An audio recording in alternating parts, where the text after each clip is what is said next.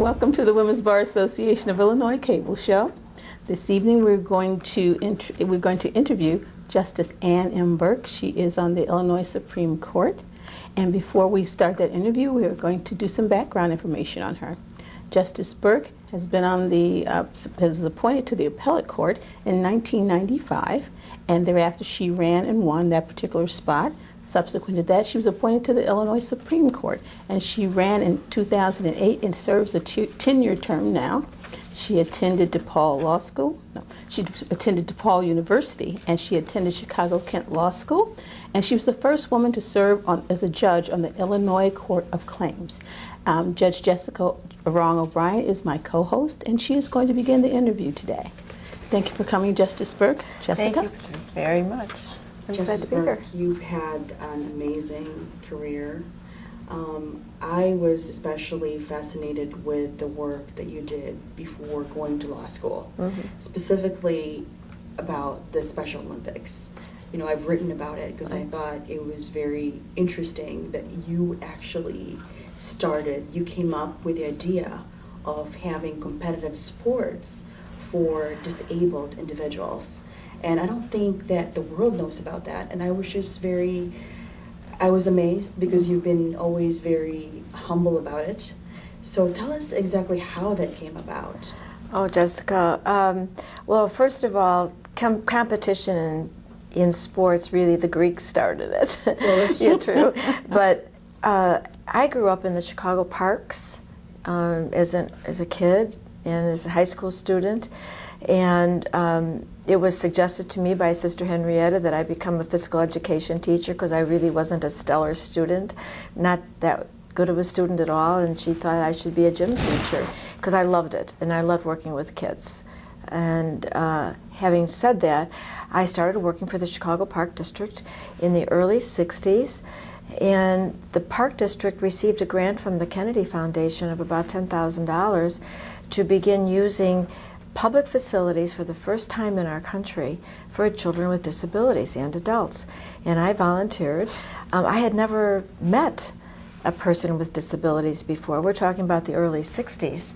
So consequently, people like that were either in institutions or hidden at home. Began at the park and had wonderful opportunities with my students. I taught them everything I like to do: twirl a baton, tap dance, swim, run, jump, play basketball, play volleyball, what all kids like to do. And they thrived on it. The officials of the Park District saw that program that I worked in, and they were amazed at what abilities these kids had, as I was too. But needless to say, their question was, how many people like this were in Chicago? We're talking about 1965. People were still called retarded at that time.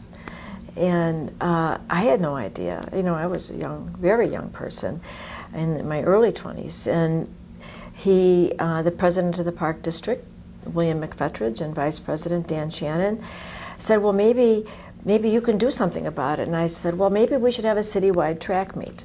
And that's kind of how it all started.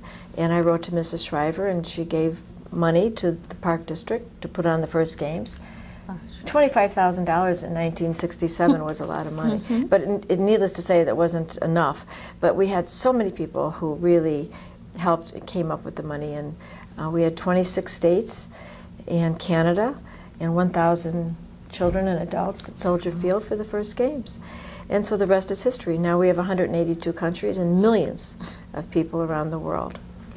So you actually went to Washington, D.C. to present your proposal to Ms. Shriver. I did. Right? I wrote her a letter and asked her, said I want to put on a track meet, and I would like to talk to her about it. And she invited me out to D.C. and I met her. Yes, absolutely. That must have been so intimidating. It was, but she was a real down-to-earth person. She actually had a cigar during our meeting. She was eccentric in many ways, too. But I have to say that she has been a role model for me pretty much my whole life, because there was nothing that once suggested she said you can't do. You know, ice skating in the middle of Soldier Field. we put a swimming pool in the middle of Soldier Field for the games. Now, who would have thought that in 1967, 68? She said, go ahead, just call Johnny Weissmuller. He has pools, and he was a former Olympic champion. Call him, have him do it. And so that kind of gave me kind of my modus operandi for the rest of my life, really. What do you need? What do you want? Well, you should ask for it. If it's possible, it's possible. If it isn't, it isn't. Sure. So I think that's a good attitude, and she kind of taught me that. That is a great attitude. And you think that when you were pursuing the funding for the first Olympics, what was the key to that aside from just the concept? Because the concept was revolutionary. Well, I think Mayor Richard J. Daley really was the one that really got the money. He would suggest to me to go see somebody. He'd make the call first. But we didn't get a lot of money. We got hardly anything, as a matter of fact, but we got services. For instance, the busing. Continental Air Transport donated the busing. There was a gentleman who had the concessions for the parks, donated the hot dogs. Maybe he didn't do so willingly, but the mayor called and said it would be nice if he did. We needed 1,500, so box lunches. So it worked. That was interesting. So, you know, I didn't know how to do that myself, you know, and you don't automatically, but it always helps to have a mentor. It always helps to have somebody help you, give you ideas and gives you the encouragement that you can actually do it. Sure. And your encouragement was coming from just the people that were helping you out? Yes, yes, okay. Everybody. And in the Court of Claims, Justice Burke, tell us a little bit more about that, about your work there. You were there for quite a while. I was. And it was 2 appointments. It was 2 appointments. Governor Jim Thompson and Jim Edgar reappointed me. It is, first of all, Illinois has sovereign immunity. One cannot sue the state, Right. except by legislative fiat. The legislature enabled people to sue the state through a court of claims. Mm-hmm. So it's a legislative judicial body. For instance, if you have a contract with the state of Illinois and you're not, and they breach it or you breach it or whatever, you can't really recover unless you go into the court of claims. If you get injured on one of the state highways and the state may be responsible for that injury for failure to provide a safe road, you can't just sue for personal injury reasons. You have to go into the court of claims to recover. And you were the first woman judge to serve I was. in that court. That is amazing. It was amazing. It was fabulous. How did that happen? Just well, generally the court of claims is by appointment, and the governor at the time, being a Republican, there were 5 judges. He appointed 3 Republicans and 2 Democrats, and I happened to be a Democrat woman. So That turned out well for you. But it's interesting, though, because in those days, as opposed to today, there was a lot of sharing and a lot of working together, and that's important. but And we're even going before. excuse me, for both of you, I'm going to take a break now, and then we'll come back and talk about the great other things that you've done in your life. Okay, great. Thank you. Our climate is changing. Making a few changes to your driving habits can cut tailpipe emissions and improve fuel efficiency. Drive smart. Go easy on the brakes and gas pedal. Get regular tune-ups by following your vehicle's maintenance schedule. Check your tire pressure. Combine as many activities and errands into one trip as possible. Reduce your carbon impact to the environment. Act now on climate change. Welcome back. We're still speaking with Justice Ann Burke, and she's going to tell us some more about her wonderful life. Well, Justice, I was starting to ask you about your practice before you were appointed to the Illinois Court of Claims, because I know you had a very busy practice. I did. Right out of law school, being an older student in law school, when I started law school, I had 4 children under 10. And it wasn't going to be an easy thing for me to do, to work, say, in the state's attorney's office or the public defender's office or even a firm with 4 children under 10 at that time. So I opened a law office right around the corner from my home on 51st Street near California on the south side.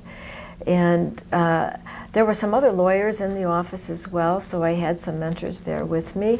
But I had basically practice of children's issues, custody matters, delinquency, abuse, and neglect, because that was my passion. I did a lot of work with disabled persons' estates because of my background with people with disabilities. So, and that's really why I went to law school, is because my husband encouraged me to. He said, I would be a better advocate for people with disabilities at that level. You know, I've taught direct service, and he thought that because of my background, I would be a better advocate, and it turned out to be true. And you can make a difference more. Yeah, I was able to understand the family dynamics and working with kids with disabilities, so therefore I had that as a foundation and was able to work. But now you're busier than ever, though. Busier than ever, yes, yeah. It's probably more rewarding. But you know, as a judge in the Court of Claims, I was still able to practice law. As long as I didn't have any clients that sued the state of Illinois, sure. So there was no conflict. Right. So I did keep my practice those years. And in '94, Governor Edgar appointed me as his special counsel on child welfare. So I did that for 2 years before being appointed to the appellate court. But that particular appointment, I did have to leave my practice because that was a full-time job with the state, trying to reform some of the areas in the child welfare system. Is there something you'd like to share while you were doing that job that, is something? Well, I became a new mother. Well, actually trying to see how the licensing process of the Department of Children and Family Services was going, my husband and I proceeded to go through the licensing process. Now, at that time, our youngest child was 20 and in college. But I just didn't ever really think that we would be having another child in this, I just wanted to see how the system was. Needless to say, my husband, Ed, thought it would be nice if we started taking children. So we started taking children 0 to 2 with special needs. So our first little child was 5 days old and went to the hospital to pick him up, little Jeremy. And he was a fetal. I didn't even know any of this. He was a fetal alcohol cocaine baby, and he was only with us for 3 weeks. We were short-term emergency care, and giving up a child was awful. So Ed said, "Nope, we're not going to do this again. Cannot do this." Then about 2 weeks after Jeremy left our house to go to another permanent home, the phone rang, and it was DCFS, and they had another baby for us that was 2 weeks old, who was a fetal alcohol cocaine baby too, special needs, and going through withdrawal. And he's 20 now. Are you still in touch with those kids? Well, Travis is our son. Wow. And he's a sophomore at DePaul University. But, that's what happens. Does the state give you help while you are taking care of the kids? Oh, Especially no. when you first Well, met them? No. You could, but we never took any help in terms of services or anything like that. No. We had a wonderful nanny, and that was the end of story. And then all the doctors, and of course Travis' case was a little different because the biological mother just wasn't proceeding through the process under the services. And all of a sudden he was 3. And then all of a sudden he's 5. And there were no termination of parental rights. But we did become his legal guardians when he was 3 and adopted him when he was 18. I do recall when you used to go to the state of Illinois, here, in this Right, building. this building, My daughter- downstairs. Right. Yeah, daycare. Right. Yeah. And now they're both in college. It's Yes. amazing. It happens like that, Jessica. It really does. Oh, for sure. It does. Okay. But so let's talk about your appellate court appointment, Mhm. and then after that you ran. Tell us what you can share about the appellate court when you were a justice there. Oh, well, first of all, I think I told you that coming to the practice of law at a much older age than average, I was 40. But I never really had any idea about being a judge, truthfully. The Court of Claims is an appellate court. There are commissioners that take the evidence and provide the trials. Okay. So when I was a commissioner of the judge of the Court of Claims, it was a reviewing court. So I had the experience. Justice McMurrow nominated me to take the place of Carl McCormick, who had retired, with the intention to run 2 years later. And I first told her, I said, I don't know, because I'm dyslexic, so reading and writing is not so easy. I have to read everything a couple times and write everything a couple times. But she had trust in me, and she had thought that I could do it, and as it turned out, that I absolutely loved it. The appellate court is a wonderful place to be if you love the law, and clearly you see everything. True. Very true. So we are going to take another break. Sorry, ladies. It was getting interesting. That's why I keep getting distracted, because I'm interested in the conversation. Well, that's good. I'm glad you're listening. We're going to take a break, and we're going to return in a few minutes to talk to Justice Burke again.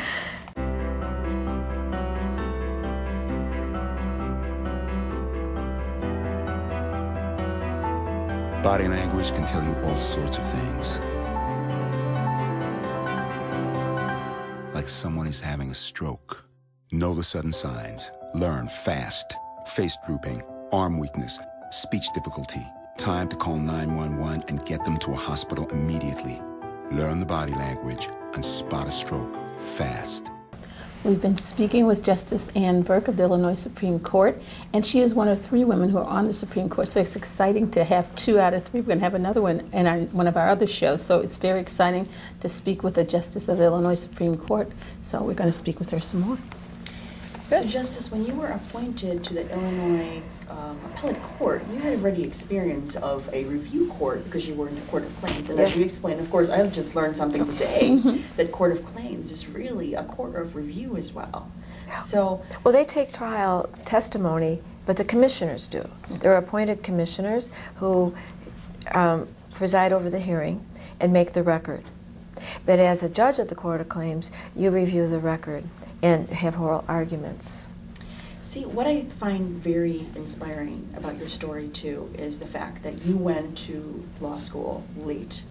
And I'm sure that we have some viewers who are probably in their 30s, or just their kids are going to school and they're thinking about what they're going to do with their lives.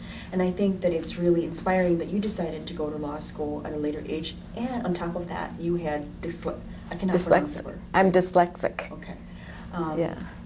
So how did you work through that? Because that's really an obstacle that many people probably might not want to overcome, and yet you did by going to law school. Yeah. I don't think it's an obstacle at all. You know, first of all, if it's somebody's goal to improve themselves or to want to go to school, you can do it. There are obstacles in the way, but that doesn't mean you can't work around it.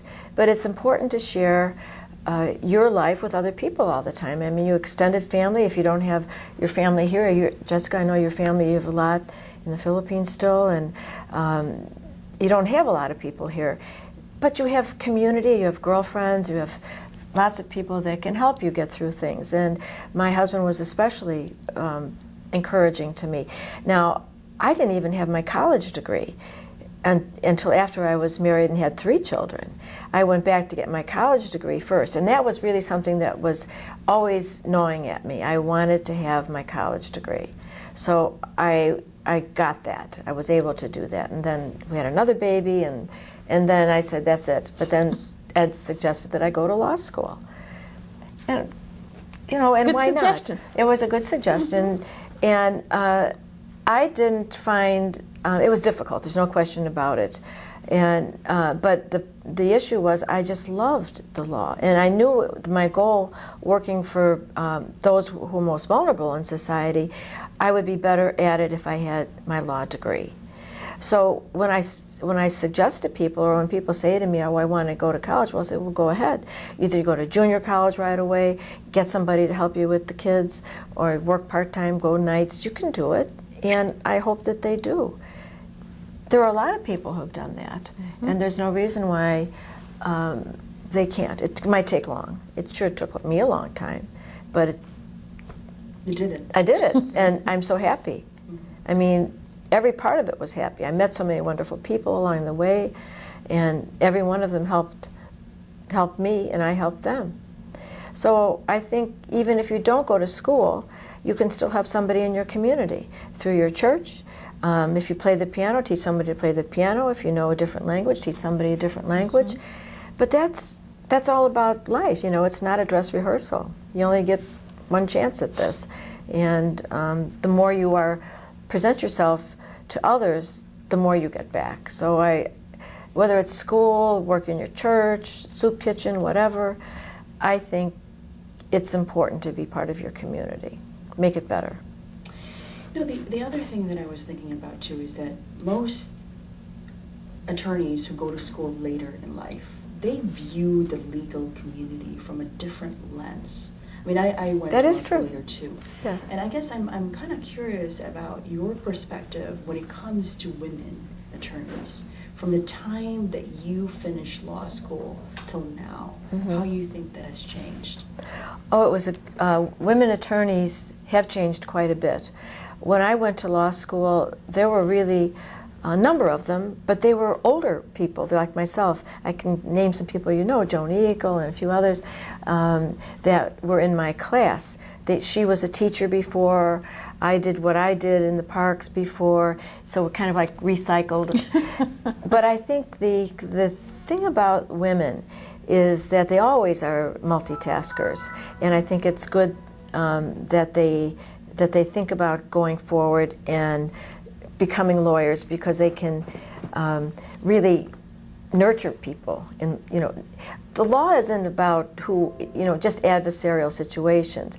It's about people in very critical times in their lives needing some nurturing too, and good advice as well. And I think women provide that. Excellent. We're going to end this session on that note.